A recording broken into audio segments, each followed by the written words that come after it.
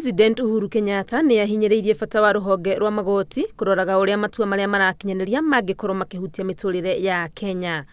Any decision that negatively affects the desire of a better, prosperous life for the average Kenyan or their safety and well-being should be carefully interrogated before being undertaken.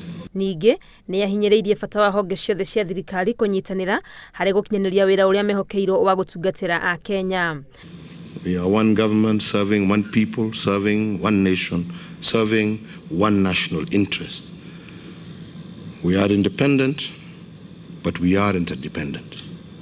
We need one another in order to fulfill our obligation. Handu-inĩ hake jaji munene David Maraga ni eranĩire wĩrutĩri wake harĩ gutigĩrĩra atĩ makĩria ma macira 60,000 marĩa marĩ magoti-inĩ kwa ihinda rĩa makĩria ma mĩaka 5 mĩthiru ni matuithanio.